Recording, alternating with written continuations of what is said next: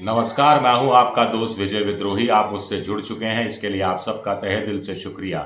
और अगले 8-10 मिनट में आपसे जुड़े रहने की कोशिश करूंगा। हमारे खास कार्यक्रम विजय फैक्टर में आप सबका स्वागत है। आज बात करेंगे ममता के एक नहीं, दो-दो दाव की।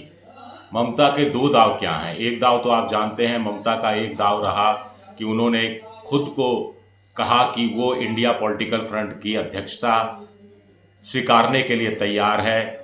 दूसरा दाव के बारे में आप कम जानते हैं। दूसरा दाव था कि इन्होंने धनखड़ के खिलाफ अविश्वास प्रस्ताव लाने की पूरी मुहिम चलाई।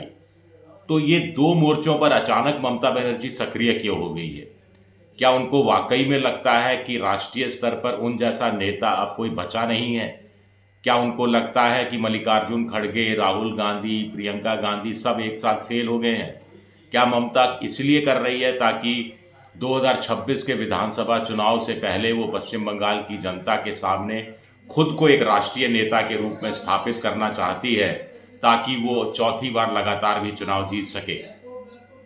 लेकिन धनखड़ वाली मामले में थोड़ा सा दिलचस्पी ज़्यादा है, क्योंकि जैसा कि सूत्र बता रहे हैं कि आज से 10 दिन पहले ममता के सांसदों ने ही यानी ममता बनर्जी टीएमसी पार्टी ने ही ये सुझाव दिया था कि बहुत हो गया, अब उपराष्ट्रपति और राज्यसभा के सभापति जगदीप धनखड़ के खिलाफ अविश्वास प्रस्ताव लाया जाना चाहिए। ये बात ममता ने सोनिया गांधी तक पहुंचाई या अपने साथियों के माध्यम से पहुंचाई, ये पता नहीं, लेकिन सूत्र कह रहे हैं कि बहुत संभव हुआ होगा कि ममता ने ही सोनिया गांधी से बात की हो। सोनिया गांधी से ममता की अच्छी निपटी है, राहुल गांधी से अच्छी नहीं निपटी है। सोनिया गांधी को आइडिया पसंद आया। सोनिया गांधी ने मल्लिकार्जुन खड़गे से कहा कि इस आइडिया को एक्सप्लोर किया जाए। तो फिर ये अंजाम तक पहुंचा। लेकिन तभी तय हो गया था कि विपक्ष के नेता हैं मल्लिकार्जुन खड़गे, फिर सोनिया गांधी कांग्रेस की वरिष्ठ नेता है, तो ये लोग जो साइन होगा सिग्नेचर कैंपेन उसमें साइन नहीं करेंगे। कुल मिलाकर 71 लोगों के साइन हुए हैं, तो एक तरह से 73 लोगों के साइन हैं, एक तरह से हम मोटे तौर पर मान सकते हैं। अब जगदीप धनखड़ का कुछ होगा नहीं होगा ये हमें मालूम नहीं। करीब करीब तय है, 100% ही तय है कि कुछ बिगड़ने वाला नहीं है। लेकिन मकसद भी इंडिया पॉलिटिकल फ्रंट का कुछ बिगाड़ने का नहीं था। ममता अपनी तरह की राजनीति कर रही थी और ममता को लगा कि जगदीप धनखड़ का मसला उठाएंगे तो इस बहाने इंडिया पॉलिटिकल फ्रंट के नेता एक साथ एक मंच पर आ जाएंगे। जगदीप धनखड़ एक तरह से ग्लू का, फेविकोल का काम करेंगे जो पूरे विपक्ष को एक कर देगा। अभी जैसे कहा गया कि कोई अलग स्वर में बोल रहा है, कोई अलग स्वर में बोल रहा है, तो अब कम से कम सबने साइन कर दिए, बड़ी पार्टियों ने इंडिया पॉलिटिकल फ्रंट के। तो इससे सीधा सीधा एक मैसेज चला गया कि इंडिया पॉलिटिकल फ्रंट में वैसे फ्रैक्शंस नहीं है, वैसी दरारें नहीं है जैसा कि बीजेपी या बीजेपी के प्रवक्ता देखने या सोचने की कोशिश कर रहे हैं। हाँ, कांग्रेस के प्रति इतना रोष कैसे पैदा हो रहा है? शरद पवार ने कह दिया भाई ममता बेहतर नेता है और वो सभी पार्टियों से बातचीत करने में ज़्यादा सहूलियत महसूस करती है, उनके पास अनुभव है, उनको इंडिया पॉलिटिकल फ्रंट की कमान सौंप देनी चाहिए। संजय राउत ने कहा वो तो खुद जाएंगे, ममता से मिलेंगे, कलकत्ता जाकर मिलेंगे। तेजस्वी यादव ने भी इसी तरह की बात कही। लालू प्रसाद यादव ने भी कहा कि ममता को सौंप देना चाहिए इंडिया पॉलिटिकल फ्रंट। उनसे लोगों ने पूछा कि कांग्रेस इसका विरोध कर सकती है, तो बहुत हल्के भाव में लालू प्रसाद यादव ने कहा विरोध करती है तो करने दीजिए, ममता सूटेबल कैंडिडेट है इसके लिए। अब ये भी हो सकता है कि शरद पवार हो, चाहे उद्धव ठाकरे हो, चाहे लालू प्रसाद यादव हो, अभी जो हरियाणा और फिर महाराष्ट्र में जो हार हुई उसके लिए वो कहीं ना कहीं कांग्रेस को दोषी ठहराने की कोशिश कर रहे हैं। अगले साल लालू के यहाँ बिहार में चुनाव होने हैं और लालू इस तरह का बयान देकर कांग्रेस को थोड़ा अंडरमाइन बताने की कोशिश कर रहे हैं, ताकि विधानसभा चुनाव में गठबंधन के जरिए जब चुनाव लड़ा जाएगा तो कांग्रेस ज़्यादा सीटें नहीं मांग ले। आपको ध्यान है 2015 का शायद विधानसभा चुनाव था, कांग्रेस ने 70 सीटें मांग ली थी और शायद 23-24 ही वो जीत कर आई थी या 28-29 जीत कर आई थी।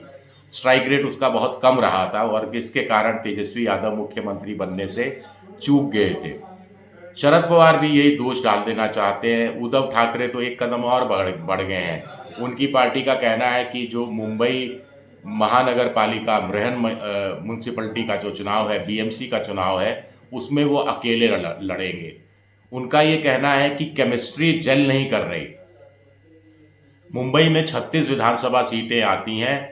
उद्धव ठाकरे के हाथ में 10 सीटें आई, कांग्रेस के पास में 3 सीटें आई, समाजवादी पार्टी के पास 1 सीट आई, लेकिन 22 सीटें महायुति जीत गई। और उद्धव ठाकरे को लगता है कि कांग्रेस और उद्धव ठाकरे के बीच में ज़मीनी स्तर पर वोट ट्रांसफ़र उस ढंग से नहीं हो रहा है जैसा लोकसभा चुनाव में हुआ था। जब विधानसभा चुनाव में नहीं हुआ तो विधानसभा चुनाव से ज़्यादा मुश्किल चुनाव वार्ड वाला म्युनिसिपैलिटी का चुनाव हो जाता है, वहाँ पर तो बिल्कुल भी नहीं होगा। तो वो भी खुद को अपना किनारा करने की कोशिश कर रहे हैं। ऐसी घेरेबंदी रामगोपाल यादव ने साफ साफ कह दिया कि भाई आप हिमाचल का राज्य जीतते हैं, चारों विधानसभा सीटें हार जाते हैं, आप कर्नाटक और तेलंगाना में सरकार बनाते हैं, लेकिन लोकसभा चुनाव होता है तो आधी भी सीटें नहीं जीत पाते, जम्मू कश्मीर में आपका प्रदर्शन खराब रहता है, तो फिर इंडिया पॉलिटिकल फ्रंट की सदारत आप क्यों करें? किसी और को सौंप देना चाहिए। ये चिंता का विषय है कि कांग्रेस अच्छा क्यों नहीं कर रही है, और ममता हो सकता है अच्छा करे, किसी को अंडरमाइन नहीं किया जा सकता। अब अंत में सवाल उठता है कि ऐसे मामले में कांग्रेस को क्या करना चाहिए। बहुत सारे विद्वानों का कहना है कि मल्लिकार्जुन खड़गे को अब तक तो बैठक बुला लेनी चाहिए थी। उस बैठक में ममता बनर्जी को कमान सौंपने पर चर्चा कर लेनी चाहिए थी। सर्वसम्मति से ममता को अब तक कन्वीनर घोषित कर दिया जाना चाहिए था इंडिया पॉलिटिकल फ्रंट का। इस बहाने दिल्ली में एक सचिवालय का गठन हो जाना चाहिए था, एक किराए पर ले लें या किसी सांसद का घर पर खोल दें दफ्तर, सेक्रेटरीट हो चाहे वो हेडक्वार्टर हो, जो भी मान लीजिए, वो खोलने की प्रक्रिया शुरू हो जानी चाहिए थी। ममता कन्वीनर बने और ममता की सहमति से 2 को कन्वीनर भी बना दिए जाने चाहिए थे। ये सारा काम हो जाना चाहिए था। दिक्कत क्या है, अगर एक नेता आकर कहता है कि वो कोलकाता से संभाल लेगा, तो ममता से कहना चाहिए था कि भाई कलकत्ता से आप संभाल लेंगी, लेकिन एक सचिवालय, एक दफ्तर जहां 4 लोगों का बैठने का ठिकाना हो, ऐसा हो जाना चाहिए। ममता भी इनकार नहीं करती। तो कांग्रेस शायद यहां चूक गई लगती है। चलिए देखते हैं आगे क्या होता है। शुक्रिया मेरा ये वीडियो देखने के लिए। पसंद आए तो लाइक कीजिए, सब्सक्राइब कीजिए, शेयर कीजिए। शुक्रिया, बहुत बहुत शुक्रिया।